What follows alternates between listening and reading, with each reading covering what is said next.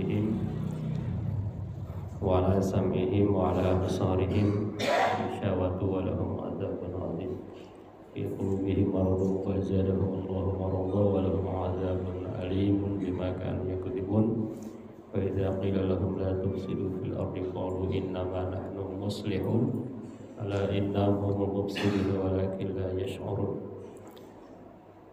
وإذا قيل لهم آمنوا كما آمن الناس قالوا أنؤمن كما آمن السفهاء ألا إنهم هم السفهاء ولكن لا يعلمون وإذا لقوا الذين آمنوا قالوا آمنا وإذا خلوا إلى شياطينهم قالوا إنا معكم إنما نحن مستهزئون الله يستهزئ بهم ويمدهم في طغيانهم يعمهون أولئك الذين اشتروا الضلالة بالهدى فما ربحت تجارتهم وما كانوا مهتدين مثلهم كمثل الذي استوقد نارا فلما أضاءت ما حوله ذهب الله بنورهم وتركهم في ظلمات لا يبصرون ثم بكم عمي فهم لا يرجعون أو كصيب من السماء فيه ظلمات ورعد وبرق يجعلون أصابعهم في آذانهم من الصواعق حذر الموت والله محيط بالكافرين يكاد البرق يخطف أبصارهم كلما أضاء لهم مشوا فيه وإذا أظلم عليهم قاموا ولو شاء الله لذهب بسمعهم وأبصارهم إن الله على كل شيء قدير. Sadaqallahul azim. Puji syukur kita panjatkan hanya kepada Allah yang Maha Ghafur. Salawat dan salam mudah-mudahan selalu tercurah kepada Nabi besar Muhammad sallallahu alaihi wasallam. Para bapak, para jamaah, para ibu yang insyaallah dirahmati oleh Allah Subhanahu wa taala. Pagi ini kita akan ngobrol atau diskusi atau membahas tentang hijrah menjadi muslim yang militan. Kebetulan ini kan tahun baru Islam 1400 berapa? 45 Hijriah. Tanggal berapa? 11 apa 12? 12 ya, tanggal 12 Muharram tanggal 12 Muharram 1445 Hijriah. Dan tahun baru Islam ini identik dengan hijrah gitu ya. Jadi hijrah itu adalah ciri kemajuan pertama umat Islam. Artinya kalau mau maju ya harus hijrah gitu ya. Nabi Muhammad kalau tidak hijrah mungkin tidak akan sesukses beliau seperti saat ini ya. Termasuk di negara kita Indonesia ini adalah umat Islam terbesar di dunia. Ini adalah berkat dakwah yang dimulai dengan hijrah gitu ya. Jadi tahun baru Islam ini adalah tahun Hijriyah. Padahal asalnya kan Qomariyah. Tahun Qomariyah, tahun Syamsiyah. Tahun Qomariyah itu tahun bulan. Tahun Syamsiyah tahun matahari. Tahun Qomariyah berarti berdasarkan perputaran bulan. Tahun Syamsiyah berdasarkan perputaran matahari. Yang sering kita dengar tahun Syamsiyah namanya Masehi. Tahun Qomariyah disebut dengan Hijriyah. Nah, tahun Islam ini menurut sejarahnya ini dibuat di zaman Umar bin Khattab. Di zaman Umar bin Khattab timbul permasalahan di mana umat Islam ini bingung. Ada administrasi, ada surat dari raja, ada surat dari wali kota, ada surat dari mungkin ketua DKM gitu kan. Tanggal 1 Muharram tahun gajah. Loh, tahun gajah. Tahun gajah itu berapa tahun ke belakang ya gitu. Itu bingung. Ada tahun gajah, ada tahun Amul Huzn, tahun kesedihan. bingung ya. Saya bukan ahli ini ya, falak, nggak begitu ngerti, tapi pernah sedikit prolog belajar ilmu falak sedikit. Jadi gitu. Jadi pertanggalan bulan ini berkaitan misalnya dengan ibadah Ramadan, berkaitan dengan ibadah kemarin apa Idul Adha, yang kemarin beda ya, 2 kali itu. Tahun depan katanya enggak, mungkin beda puasanya kalau nggak salah ya, prediksinya gitu. Puasa awalnya beda, lebarannya sama. Gitu. Nah, tahun baru Hijriah ini berkaitan dengan Islam tadi. Puasa Asyura ya terkait Hijriah. Nah, kalau gajian terkait apa? Jangan pakai Hijriah. Nah ini kalau udah tanggal 1 Muharram belum gajian. Kan gajian di kita pakainya Masehi ya kan? Pakai Januari, Februari, Maret, April. Kalau tidak salah nih, kalau tidak salah sholat pun begitu. Waktu sholat ini berdasarkan Masehi. Misalnya hari ini tanggal berapa? Tanggal 30 Juli 2023. Jadwal sholat subuh jam 4.51 misalnya. Nanti tanggal 30 Juli tahun depan itu jadwalnya sama. Karena kenapa? Karena itu berdasarkan perputaran matahari. Mudah-mudahan tidak salah. Kalau salah ya karena bukan ahlinya. Dan ilmu falak dianggap ilmu yang paling sulit di dalam Islam itu ya. Nah, makanya hanya ahli-ahli aja ya. Udah itu fardu kifayah, fardu kifayah ya. Jadi tidak harus semuanya mendalami ya, ada bagian-bagiannya ya. Gitu. Jadi kalau untuk usia ulang tahun, ini Pak Haji, alhamdulillah saya udah bonus 2 tahun. Ini pakai apa? Hijriah apa Masehi? Nah, bagusnya Hijriah. Tapi rata-rata bahkan ustadz-ustadz juga ulang tahunnya pakai Masehi ya. Padahal ketika Nabi disebutkan usianya berapa? 63 tahun itu berdasarkan apa? Hijriah. 63 tahun Hijriah itu kalau dimasaikan 61 gitu. Karena setiap 33 tahun beda, setiap 33 tahun bedanya 1 tahun. 1 tahun bedanya 11 hari kurang lebih. Makanya kalau kemarin Idul Adha tanggal 28 bulan Juni, maka tahun depan tinggal dikurangi 11, kurang lebih begitu. Sekitar itu ya. Nah, yang lebih penting kenapa hijrah? Kenapa tidak lahirnya Nabi? Kenapa tidak nikahnya Nabi? Kenapa tidak diangkatnya Nabi menjadi Rasul di usia 40 tahun? Kenapa tidak wafatnya Nabi? Nah, kenapa? Nah, ini alasannya adalah karena memang hijrah itu adalah titik tolak kebangkitan dakwah Islam. Jadi dalam Islam itu yang dihargai perjuangannya gitu ya. Bukan kapan dilahirkannya, tetapi seberapa dia progresnya gitu ya, berjuangnya gitu ya. Seberapa dia berusaha, seberapa dia beramal, seberapa dia bekerja. Nah, itu yang dihargai dalam Islam.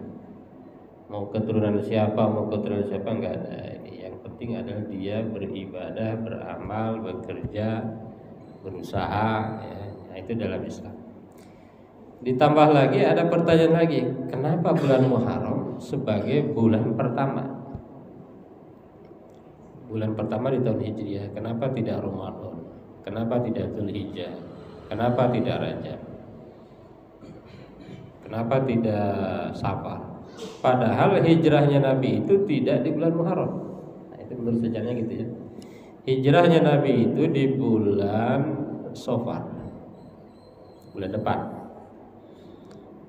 Nyampe ke kota Madinah bulan Rabiul Awal. Kenapa bulan pertama tahun Hijrah itu ada di bulan Muharram?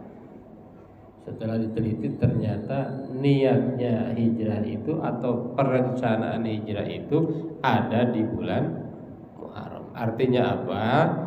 Di dalam Islam itu yang dihargai bukan hanya kerja, tapi udah dimulai dari perencanaan. Oh, canggih umat Islam ya.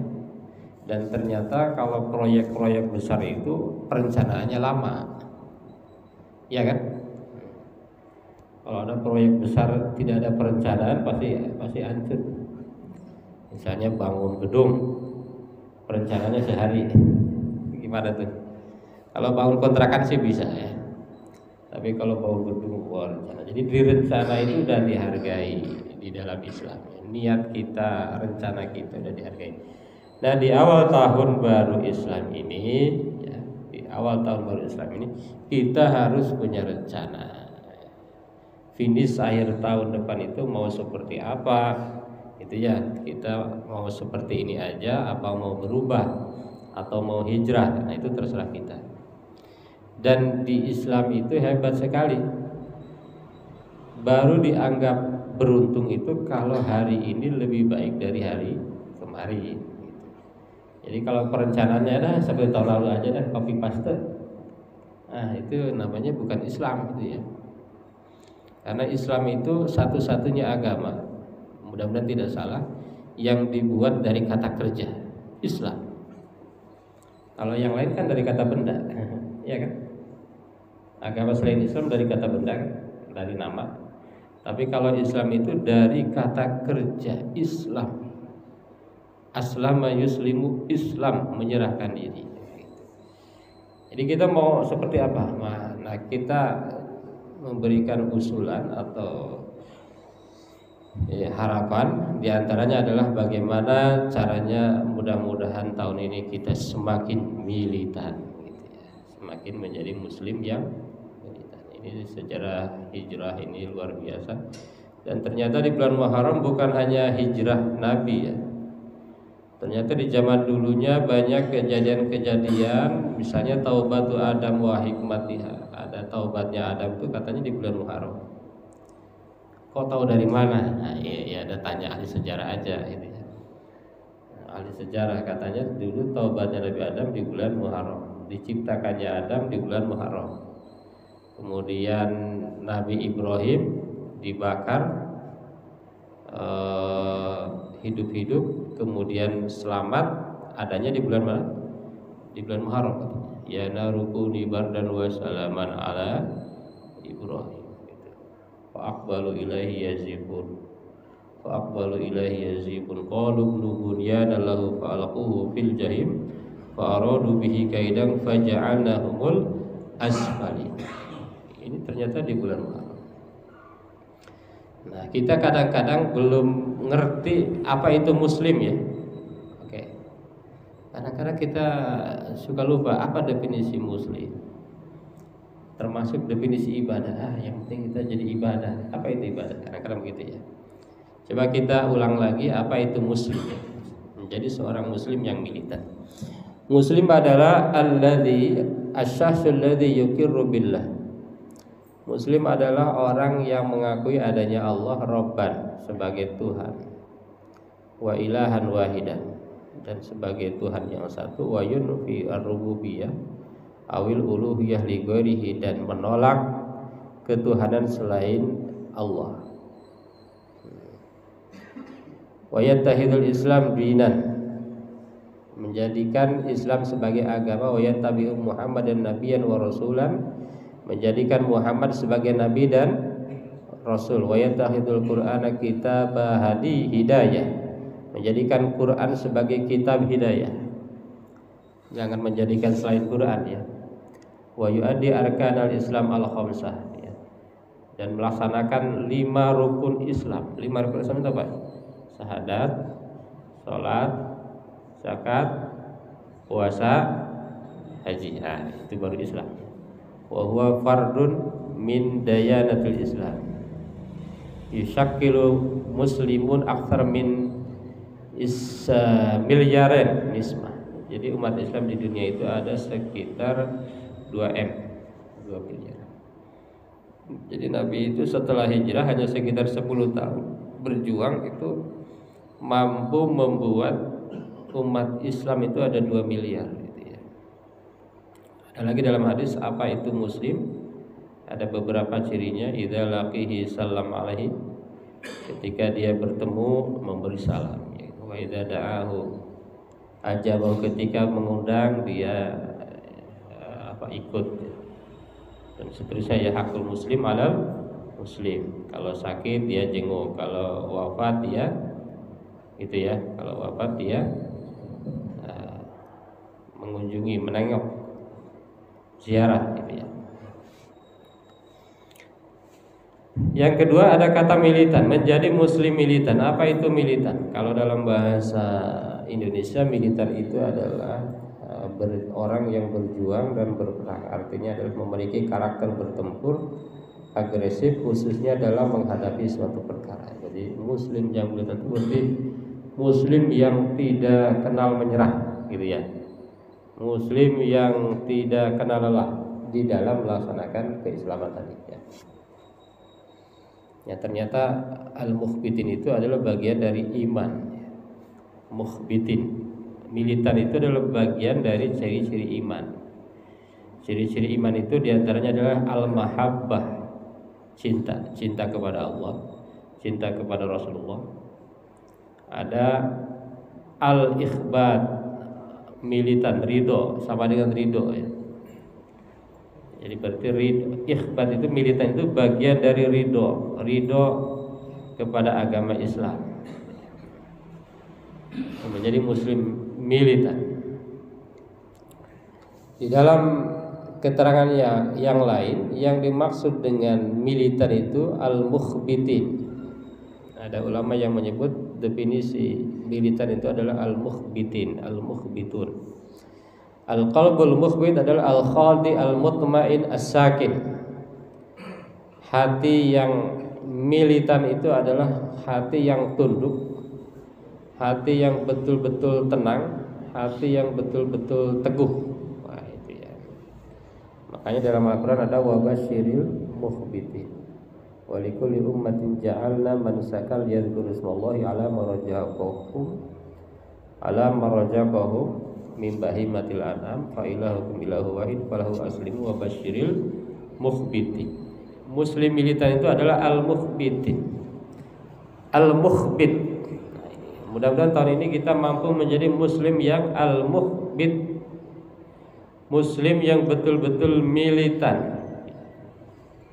Di dalam tafsir lain disebutkan al-mukhbit itu adalah muslim yang khusyuk, muslim yang betul-betul khusyuk di dalam berislam. Al-mukhbitin ada yang menyebut al-raqiqah qulubuhum, muslim yang betul-betul hatinya lembut gitu ya. La yadlimu, muslim yang betul-betul tidak pernah zalim. Nah itu mukhbit. Di dalam ayat lain ya, di dalam ayat selanjutnya Allah menyebutkan ciri-ciri muslim yang militan. Yang pertama ada 4 ya. Yang pertama adalah idza dzukirallahu wajilat qulubuhum. Ketika disebutkan nama Allah, hatinya bergetar.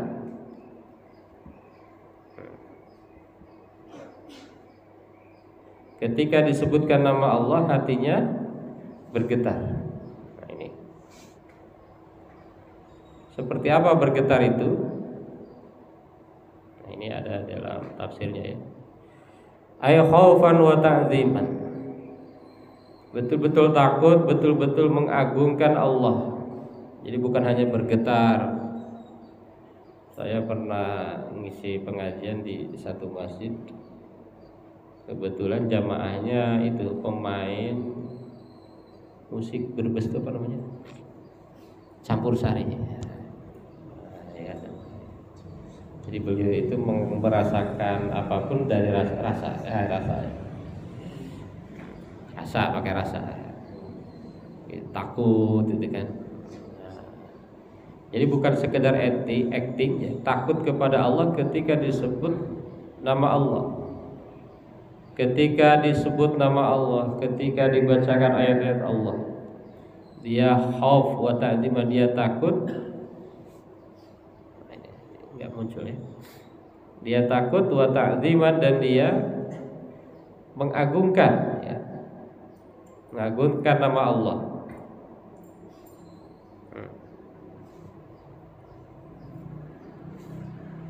Ya. Kelihatan? Hilang lagi ya. Alhamdulillah. Ya, kelihatan nggak? Tapi nggak kebaca. Ya, pertanyaannya nggak salah ya. Jadi orang yang ketika disebut nama Allah dia takut, dia mengagungkan Allah. Ya, bahkan keajaiban nama Allah itu kan ada dua kata yang tidak ada pluralnya. Plural itu apa? Plural, jamak, ya. Tidak ada jamaknya, ada dua kata. Yang pertama Allah, yang kedua Al-Quran. Artinya adalah Allah itu Maha Esa. Yang kedua Al-Quran tidak akan pernah bisa ditiru, tidak akan pernah bisa diduplikat, tidak akan pernah ada yang bisa memalsukan. Jamaah Al-Furqan udah pada hafal-hafal Quran aman. Di Depok sekian ribu yang hafal Quran aman. Cetakannya ada, hafalannya ada, udah aman ya. Fataraku lidzalika al-muharramat. Tuh. Yang dimaksud dengan takut itu adalah karena takut itu mereka meninggalkan yang haram-haram. Korupsi tinggalkan enggak? Kalau orang militan ya enggak akan korupsi.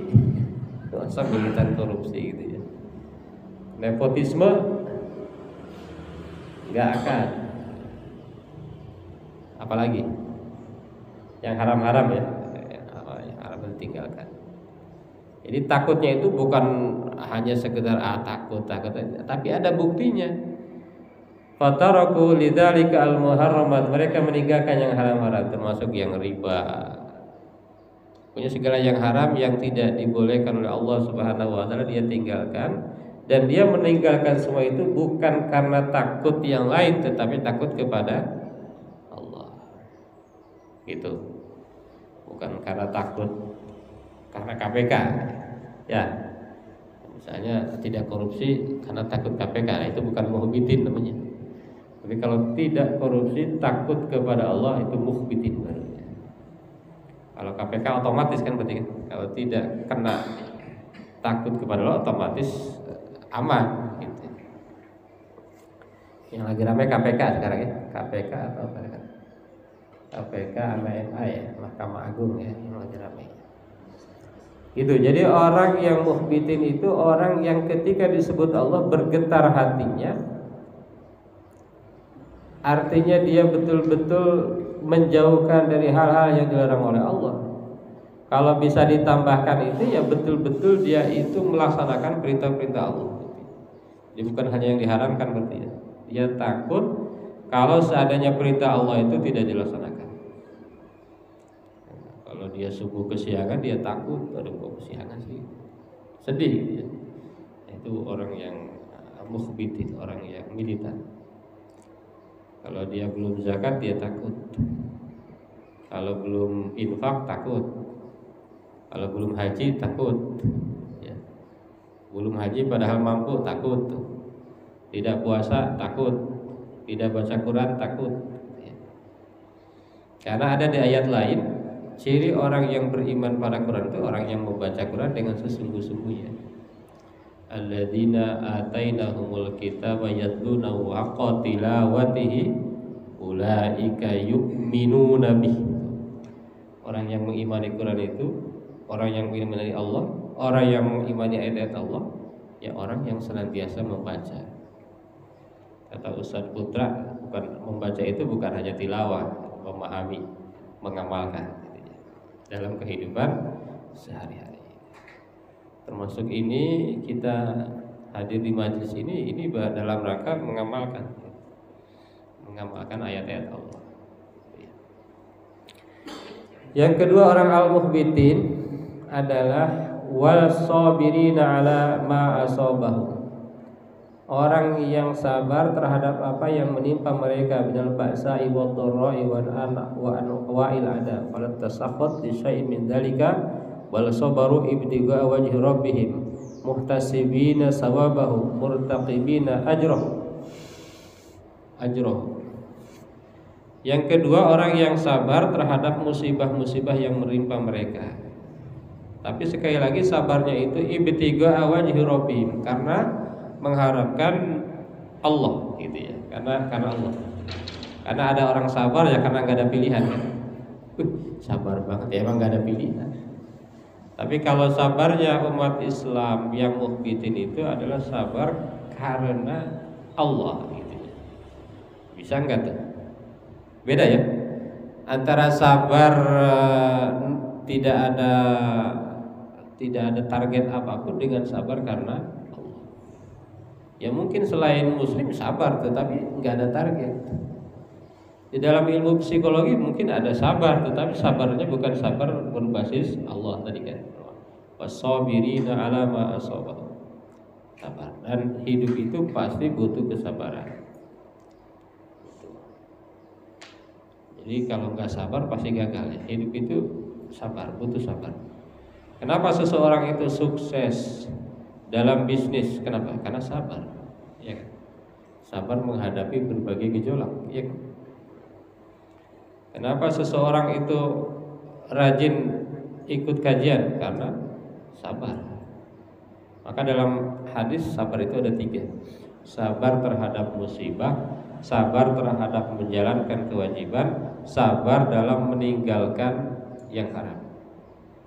Sabar yang paling rendah sabar terhadap musibah. Waduh, kok bisa ya? Sabar paling rendah kok malah musibah? Bukannya susah ini menghadapi musibah, susah, tetapi lebih susah lagi menjalankan kewajiban. Kalau ada orang kebakaran misalnya, ada musibah apa ya, nggak usah kebakaran dah, motornya hilang, itu tetangganya minimal nengokin, wah ini gitu ya, ya lapor dong ke polisi. Tapi kalau sabar melaksanakan kewajiban, ada nggak yang negur? Misalnya tetangga kita nggak sholat subuh, berani nggak negur? Iya, nggak ada kan? Nggak ada. Tetangga kita kaya belum dapat haji, berani nggak negur? Nggak berani.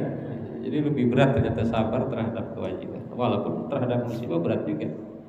Yang lebih berat lagi sabar menghadapi meninggalkan kemaksiatan.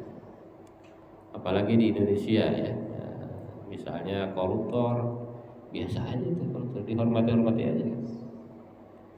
Ada koruptor misalnya keluar dari penjara, ketemu ya biasa aja kan. nggak ada di nah, jadi itu butuh kesabaran luar biasa. Jadi hadis itu nggak pernah bohong. Kalau hadis nggak pernah bohong. Kalau selain Al-Quran, hadis dan yang lainnya bisa aja salah. Tapi kalau Al-Quran, hadis, kalau dicek itu wah pasti benar semua ya.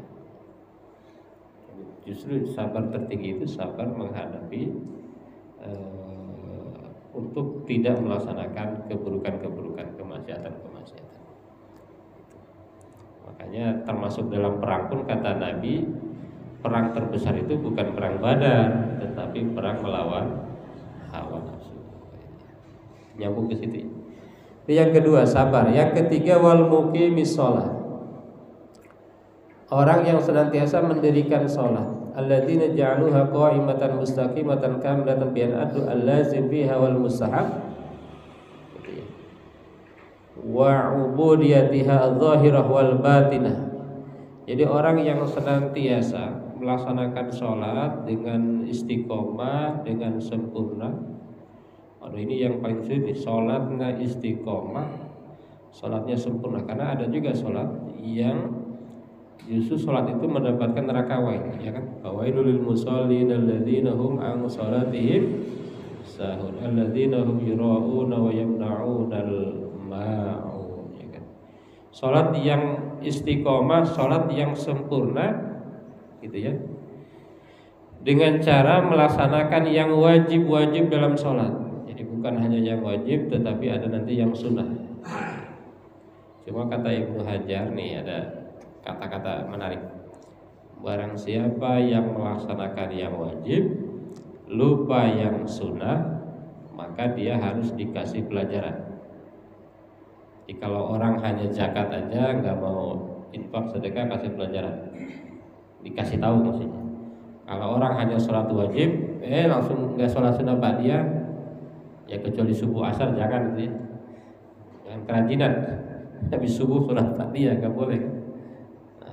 Tidak sholat qobliyah, tidak sholat ba'diyah, itu harus dikasih pelajaran. Misalnya puasa Ramadan doang, puasa yang lain enggak, harus kasih pelajaran. Tapi kata Ibnu Hajar lebih parah lagi, kalau ada orang yang mementingkan sunnah, lupa yang wajib, maka orang itu adalah orang yang tertipu. Kalau kata Bang Haji, tertipu, gitu ya. Orang yang tertipu, orang yang infak sedekah. Saya sering memahami gini, terutama di dalam ini ya, di dalam ibadah harta. Orang senangnya infak sedekah, lupa zakat. Jangan-jangan masuk ke situ. Coba sekarang lembaga-lembaga itu ditanya infak sedekah. Coba zakatnya kok lupa? Karena memang zakat itu harus berizin ya. Jadi lembaga zakat itu harus berizin, nggak boleh. Sekarang nggak boleh sembarangan. Harus laz, jadi harus laz UVZ, paling rendah UVZ. Jadi kalau orang meminta zakat tanpa ada izin itu bisa kena hukum. Sekarang kan gitu ya. Saya khawatir gitu, karena orang nyuruhnya sedekah, kok zakatnya enggak. Padahal yang wajib itu adalah yang zakat dulu. Kalau orang yang wajibnya lupa, yang sunnahnya doang, kata Ibnu Hajar, ini orang yang tertipu. Makanya wajib dulu baru sunnah. Yang lebih parah lagi, yang mubah dulu, yang sunnah enggak, yang wajib enggak. Itu gimana? Banyak kadang-kadang di kita kan ikut-ikutan ya. Amal-amal yang mubah, yang tidak ada sunnahnya, dia dahulukan, yang wajib enggak, yang sunnah enggak, giliran yang itu dia lakukan. Nah ini kurang paham ya, terhadap agama. Yang sunnah didahulukan, yang wajib ditinggalkan aja bermasalah, apalagi dia hanya melaksanakan yang mubah, yang sunnah yang wajib ditinggalkan. Nah ini lebih tertipu lagi, tertipu banget gitu ya, tertipu banget. Itu yang ketiga. Jadi orang yang senantiasa melaksanakan sholat, senantiasa mendirikan sholat. Ada juga yang mengatakan bahwa yang dimaksud mendirikan sholat itu adalah ma ba'da sholat. Jadi setelah sholatnya kehidupannya ya seperti sholat gitu. Orang yang sholat sempurna itu ya seperti Imam Ali ya, Ali bin Abi Thalib. Kalau nggak salah Ali ya, apa Utsman ya, pokoknya dia saking khusyuknya dalam sholat, panah di betisnya dicabut nggak kerasa. Itu bisa nggak kita ya? Jauh sekali ya. Misalnya kita ada panah nancep, ya, dicabut pas sholat nggak kerasa. Saking betul-betul sholatnya ini mustaqimah, kamilah. Para bapak, para ibu jamaah yang berbahagia, yang terakhir ciri muslim yang militan itu adalah wa mimma razaqnahum yunfiqun. Nah ini wa hadza yasmul jami'an nafaqat al-wajibah. Nah ini termasuk dia senantiasa menginfakkan sebagian rezekinya. Sebagian ya, jangan semuanya. Kalau ada orang yang ngajak ngasih semuanya, wah bahaya itu. Kayaknya yang lagi rame yang di mana daerah ngasih semuanya itu kan, nah itu gak boleh. Wa mimma itu harus sedikit, min ma sedikit, sebagian kecil. Yang wajib misalnya zakat, kifarat itu kifarat itu denda, nafkah itu yang wajib, ala zaujat wal malik wal aqarib wan nafaqat al mustahabah, dan juga infak yang sunnah. Yang wajib itu zakat, kifarat, nafkah itu wajib. Kalau yang lainnya sunnah, ya, sedekah, sedekah, infak sunnah, termasuk apa itu sekarang kalau bayi lahir itu akikah, kurban, itu sunah-sunah. Orang yang militan sebagai muslimnya dia pasti senang untuk mengeluarkan sebagian hartanya di jalan Allah Subhanahu wa ta'ala. Ada 4 ya. Muslim militan itu ada 4. 1, ketika disebutkan nama Allah dia bergetar hatinya, takut untuk melaksanakan keburukan, tidak melaksanakan kewajiban. Yang kedua, sabar. Yang ketiga, mendirikan sholat. Dan yang terakhir, menafkahkan sebahagian rezekinya. Umat Islam itu katanya paling rendah ya, 2,5%. Katanya agama lain ada yang 10%. Saya pernah dengar itu komik apa namanya? Komika itu apa? Stand up-nya bukan muslim. Katanya di agama dia 10%. Di agama Islam rata-rata 2,5%. Berarti paling rendah ya. Makanya kemarin ada ini ya, ada di satu rumah ibadah ketika gempa bilangnya Allahu Akbar. Kau gimana itu? Allahu Akbar itu perlu diteliti itu. Oh bisa gitu ya. Oh bisa. Baik Bapak Ibu semua, itu aja yang bisa disampaikan. Billahi bisabil haq wasabilul khairat. Barangkali ada yang dipertanyakan, dipersilakan. Wassalamualaikum warahmatullahi wabarakatuh.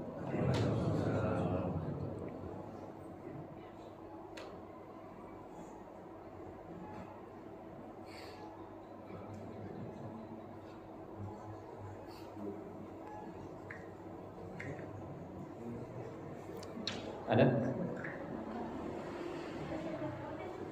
Cukup aja. Baik, kalau tidak ada sekali lagi kita tutup. Wassalamualaikum warahmatullahi wabarakatuh.